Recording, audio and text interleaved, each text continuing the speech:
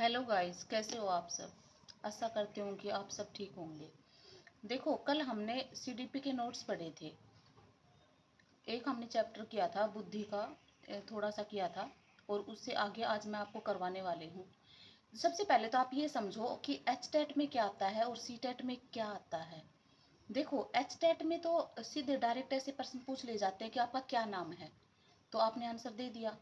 लेकिन सीटेट में कैसे पूछे जाते हैं? सीटेट में पूछे जाते हैं कि आज पूरे दिन में आपने सबसे अच्छा कौन सा काम किया। तो आप सोचोगे कि मैंने सबसे अच्छा कौन सा काम किया। काम तो आपने बहुत सारे अच्छे किए होंगे, लेकिन सबसे अच्छा कौन सा किया। तो इस तरह के प्रश्न बनते हैं सीटेट में।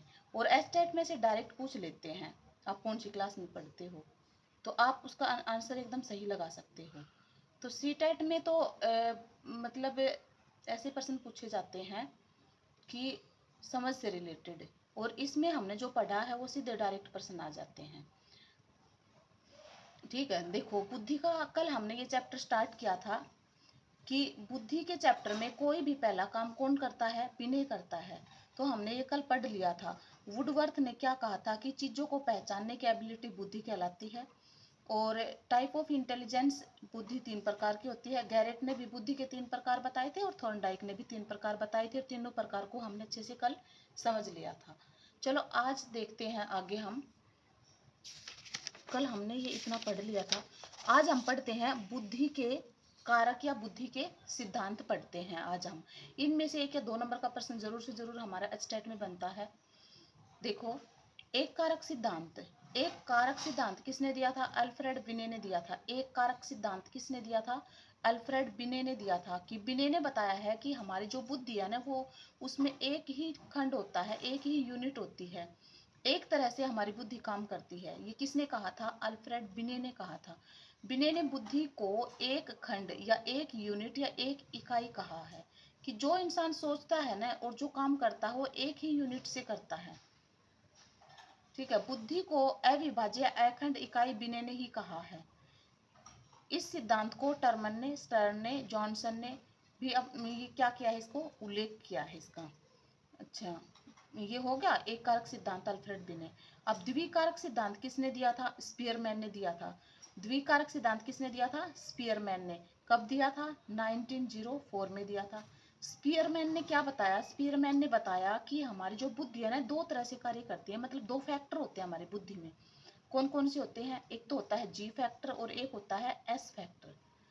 तो जो जी फैक्टर होता है ना, वो कौन सा होता है? जर्नल होता है। और एस फैक्टर कौन सा होता है? स्पेसिफिक होता है। जर्नल मतलब सामान्य, और स्पेसिफिक मतलब विशिष्ट। तो स्पीयरमैन ने बुद्धि के दो प्रकार बता दिए, जर्नल इंटेलिजेंस और स्पेसिफिक इंटेलिजेंस। जो जर्नल इंटेलिजेंस होती है ना, ये हमारे अंदर जन्मजात होती है, कि जन्म से हमारे अंदर जो बुद्धि होती है वो हमारी जन्मजात होती है। और स्पेसिफिक क्या होती है? स्पेसिफिक होती है जो हमने बाद में अर्जित की है, बाद में हमने जो सीखा है, वो कौन सी बुद्धि हो गई? स्पेसिफिक बुद्धि हो गई हमारी। ये पेपर में इस तरह से पूछ लेता है कि जीएस फैक्टर किसने दिया, तो ये स्पीयरमैन ने। आगे देखो, त्रिकारक सिद्धांत, ये भी स्पीयरमैन ने दिया है। त्रिकारक सिद्धांत किसने दिया है? स्पीयरमैन ने दिया है। इसमें इन्होंने ये जर्नल इंटेलिजेंस और स्पेसिफिक इंटेलिजेंस के बारे में ही बात की है। तरल एवं ठोस बुद्धि का सिद्धांत किसने दिया है? तरल और ठोस बुद्धि का सिद्धांत आरबी कैटल ने दिया है। तरल और ठोस बुद्धि का सिद्धांत किसने दिया है? आरबी कैटल ने दिया है। तरल का मतलब होता है वंशानुक्रम और ठोस का मतलब होता है वातावरण। तरल मीन्स वंशानुक्रम और ठोस मीन्स वातावरण। ठीक है, तो तरल एवं ठोस बुद्धि का सिद्धांत किसने दिया? आरबी कैटल ने दिया है। वंशानुक्रम या वातावरण, तो तरल और ठोस। आगे समझ में। आगे देखो, ए और बी बुद्धि का सिद्धांत किसने दिया? इसे ए या ब भी कह सकते हैं, क या ख भी कह सकते हैं, ए या बी भी कह सकते हैं हम। ये हैब ने दिया है। किसने दिया है? ए या बी बुद्धि का सिद्धांत किसने दिया है? हैब ने दिया है। ए या ब का सिद्धांत भी बोल सकते हैं इसे, क या ख का सिद्धांत। ठीक है, हैब। समूह कारक का सिद्धांत किसने दिया? समूह, थ्रस्टन ने दिया है। समूह कारक का सिद्धांत किसने दिया है? थ्रस्टन ने। थ्रस्टन ने कहा है कि समूह, समूह का मतलब ऐसे याद कर लो कि आप हम समूह में कार्य करना चाहिए, तो समूह में कार्य करेंगे, थ्रस्टन ने कहा है। थ्रस्टन ने ये इसका सिद्धांत दिया है। ठीक है, इसने कहा है कि प्रारंभिक मानसिक योग्यताएं 7 प्रकार की होती हैं। PMA बोला है इन्होंने, PMA का मतलब प्राइमरी मेंटल एबिलिटी। PMA का मतलब क्या हो गया, प्राइमरी मेंटल एबिलिटी, प्रारंभिक मानसिक योग्यता। ये इन्होंने 7 प्रकार की बताई है। किसने बताई है 7 प्रकार की, किसने बताई है बताओ? थ्रस्टन ने समूह कारक का सिद्धांत दिया है। इसने क्या बताई है कि ये 7 प्रकार की होती है हमारी योग्यताएं। कौन कौन सी? स्मृति, तार्किक, आंकिक, प्रत्यक्षीकरण। स्मृति, तार्किक, आंकिक, प्रत्यक्षीकरण। आगे देखो 4 हो गए। नंबर 5 है स्थानीकरण। देखो आपको एक्स्ट्रा थोड़ी बहुत आवाज़ आ रही होगी, थोड़ा मैनेज करना, क्योंकि यहाँ सड़क के पास में हमारा घर है तो यहाँ से व्हीकल्स चलते रहते हैं। ओके, अच्छा 5 स्थानीकरण हो गया था, और 6 वाक हो गया था, और 7 शाब्दिक हो गया था। इनको 2-3 बार आप दोहराओगे ना तो याद हो जाएंगे। आगे देखो बहुकारक का सिद्धांत, ये वेरी वेरी इंपॉर्टेंट है, पेपर में बहुत बार पूछा जाता है। बहुकारक का सिद्धांत किसने दिया था? थॉर्नडाइक ने दिया था। बहुकारक का सिद्धांत थॉर्नडाइक ने दिया था। ठीक है, इस सिद्धांत के अनुसार जितने भी प्रकार के इंसान में मानसिक योग्यताएं होती हैं उतने ही प्रकार की बुद्धि होती है। बुद्धि के कई तत्व होते हैं, बुद्धि कई समूह होते हैं बुद्धि के। इस सिद्धांत को थॉर्नडाइक का बुद्धि का सिद्धांत, मात्रा सिद्धांत के नाम से भी जाना जाता है। थॉर्नडाइक ने 6 प्रकार की योग्यताएं बताई हैं। थॉर्नडाइक ने कितने प्रकार की योग्यताएं बताई है? 6 प्रकार की। कौन कौन सी योग्यता होती है कि मनुष्य के अंदर?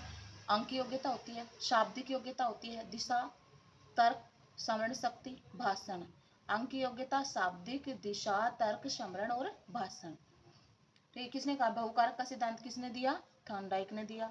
अब बहुबुद्धि का सिद्धांत, बहुबुद्धि का सिद्धांत हार्वर्ड गार्डनर ने दिया है। बहुकारक पूछा जाए तो थॉर्नडाइक, और बहुबुद्धि पूछा जाए तो हार्वर्ड गार्डनर ने। आगे देखो न्यायदर्श या प्रतिदर्श का सिद्धांत किसने दिया? थॉमसन ने दिया है। न्यायदर्श या प्रतिदर्श का सिद्धांत किसने दिया? थॉमसन ने। वर्गानुक्रम सिद्धांत, वर्गानुक्रम सिद्धांत बर्ट और बर्नर ने दिया। वर्गानुक्रम का सिद्धांत किसने दिया? बर्ट एवं बर्नर ने दिया। संक्रिया उत्पाद सिद्धांत, ऑपरेशन प्रोडक्ट, ये किसने दिया? जेपी गिलफोर्ड ने दिया। संक्रिया ऑपरेशन या प्रोडक्ट का सिद्धांत किसने दिया? गिलफोर्ड ने दिया। गिलफोर्ड ने कौन सा सिद्धांत दिया, कौन सी थ्योरी दी है? संक्रिया उत्पाद सिद्धांत, ऑपरेशन प्रोडक्ट। ठीक है, चलो आगे चलते हैं। फोटो तो क्लियर आ रही होगी नोट्स की, चलो एक बार मैनेज कर लेना। बहुबुद्धि सिद्धांत किसने दिया था? हार्वर्ड गार्डनर ने दिया था। गार्डनर ने बुद्धि के अकॉर्डिंग इंसान में बहुत सारी बुद्धि होती हैं। गार्डनर ने बुद्धि की 9 भागों में बांटा गया है। गार्डनर कितने भागों में बांटा गया है? 9 भागों में। लेकिन 11th की जो एनसीईआरटी है ना, उसमें 8 प्रकार की बुद्धि बताई गई, 8 टाइप बताए गए हैं बुद्धि के। 9th टाइप को 1998 में जोड़ा गया है, जिसे एनसीईआरटी ने नहीं माना। आंकिक तार्किक बुद्धि अंकों से रिलेटेड या मैथ से रिलेटेड होती है। 8 प्रकार की जो बताई है ना बुद्धि, ये इसके बारे में है। नंबर 1 है आंकिक तार्किक बुद्धि। नंबर 2 संगीतक बुद्धि, इस संगीत से रिलेटेड है। भाषाई बुद्धि, लिंग्विस्टिक या इंटेलिजेंस बोलते हैं इसे। शारीरिक गतिक बुद्धि, शारीरिक, इसे बॉडी काइनेस्टिक इंटेलिजेंस बोलते हैं। बॉडी लैंग्वेज से रिलेटेड होती है। शरीर के किसी अंग से कार्य करते टाइम बुद्धि का यूज किया जाता है। जैसे इस बुद्धि का यूज कौन कौन करते हैं? शारीरिक गतिक बुद्धि, ये पेपर में कई बार पूछा गया है कि पायलट किस तरह की बुद्धि का प्रयोग करता है, तो शारीरिक गतिक बुद्धि का। शल्य चिकित्सक, ये भी शारीरिक गतिक। डांसर, ये भी शारीरिक बुद्धि का प्रयोग करता है। ठीक है, शारीरिक गतिक बुद्धि।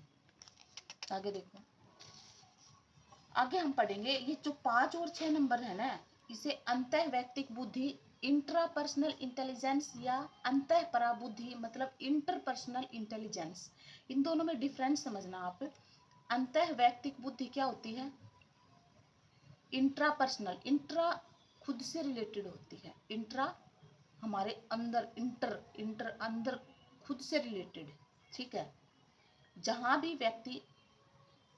व्यक्तिक शब्द आए वहां हम खुद से रिलेट करते हैं, मतलब खुद के बारे में सोचते हैं, तो यह बुद्धि अंतः वैयक्तिक बुद्धि कहलाती है। खुद की भावनाओं से संबंधित होती है। इंट्रा खुद की भावनाओं से, और अंतः परा बुद्धि इंटरपर्सनल इंटेलिजेंस, ये दूसरों से संबंधित होती है। ये भी, ये इसमें ना, ये भी कई बार पूछा गया है पेपर में। इंट्रा और इंटर, तो इंट्रा खुद से रिलेटेड और इंटर दूसरों से रिलेटेड होती है। आगे है स्थानिक बुद्धि, उससे आगे प्राकृतिक बुद्धि। स्थानिक बुद्धि मतलब स्थान संबंधी जानकारियां इसमें होती हैं। प्राकृतिक बुद्धि 1998 में दी गई थी। अस्तित्ववादी बुद्धि, अस्तित्ववादी बुद्धि क्या होती है? जो हमारे अस्तित्व को बताते हैं, ये बाबा लोग जो होते हैं ना, ये होते हैं अस्तित्ववादी बुद्धि के। प्रश्न किस तरह से बन सकते हैं कि एक बच्चा अपनी उंगलियों का प्रयोग करके पियानो बजा रहा है, तो वह कौन सी बुद्धि का प्रयोग कर रहा है? तो शारीरिक गतिक बुद्धि का प्रयोग कर रहा है। ठीक है, आगे देखो।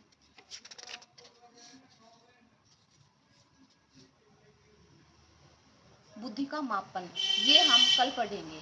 कल जो वीडियो बनाऊंगी ना, वो आगे का जो थोड़ा बहुत बच गया है हमारा, वो कल की वीडियो में पढ़ेंगे। आज के लिए बस इतना ही। बहुत बहुत धन्यवाद। अगर वीडियो पसंद आए आपको तो कमेंट्स में बताना कि मैं आपको ये पूरी सीडीपी की पूरी तैयारी करवा दूंगी। और जो जो चैप्टर करवाऊंगी ना, उनके जो ओल्ड क्वेश्चन पेपर में जो क्वेश्चन आए हुए हैं, वो मैं एक टॉपिक करवाने के बाद में जो जो पीछे के जो पेपर हुए हैं उनमें जो प्रश्न बने हैं ना, वो प्रश्न मैं आपको एक दिन चैप्टर कंप्लीट करवाने के बाद में करवा दूंगी। ठीक है, तो इसी तरह करेंगे कि एक चैप्टर कंप्लीट हुआ, फिर उसके जो भी पुराने पेपर में देखेंगे और जो भी प्रश्न आए हुए हैं वे सारे हम आपको करवा देंगे। पर ये भी पता चल जाएगा कि इस टॉपिक से किस तरह के प्रश्न बनते हैं। धन्यवाद आपका बहुत बहुत। अगर वीडियो अच्छी लगी हो तो लाइक करना, शेयर करना, सब्सक्राइब करना और कमेंट्स में बताना अगर आपको समझ में आ रहा है या नहीं आ रहा है। मैं आपको पूरी करवा दूंगी सीडीपी पूरी। अभी थोड़ा छोटी वीडियो बना रही हूँ और आगे ज़्यादा करके और मैं आपको पूरी सीडीपी करवा दूंगी। और हम अच्छे से ओल्ड क्वेश्चन पेपर लगाएंगे फिर बाद में लास्ट में। और अगर तुम एसटेट की तैयारी कर रहे हो तो मैं सबसे पहले आपको बताना चाहूँगी कि सबसे पहले आपको क्या करना है कि आप ओल्ड क्वेश्चन पेपर का सेट खरीद लो। ओल्ड क्वेश्चन पेपर में आप 2 या 3 ओल्ड क्वेश्चन पेपर लगाओ, उससे आपको ये अंदाजा हो जाएगा कि किस तरह के प्रश्न बनते हैं हमारे पेपर में। और आपकी तैयारी है ना है उससे कोई अभी वो नहीं है। आप बस ओल्ड क्वेश्चन पेपर लगाओ, आपको देखना है बस। और उसके बाद आपको थ्योरी पढ़नी है। देखो थ्योरी के बगैर नहीं होएगा स्टेट बिल्कुल भी। अगर जैसे सर क्या करवा देते हैं, प्रश्न प्रश्न करवा दिए, क्वेश्चन पेपर करवा दिए, इनसे नहीं निकलता है स्टेट। स्टेट को निकालने के लिए आपको थ्योरी पढ़नी ही पड़ेगी। तो आप मैं आपको पूरी थ्योरी पढ़ाऊंगी, आप मेरे साथ जुड़े रहिए। आज के लिए इतना ही। बहुत बहुत धन्यवाद। वीडियो को सब्सक्राइब कर लेना अगर आप स्टेट सीटेट या टीचिंग से रिलेटेड तैयारी कर रहे हो तो। धन्यवाद।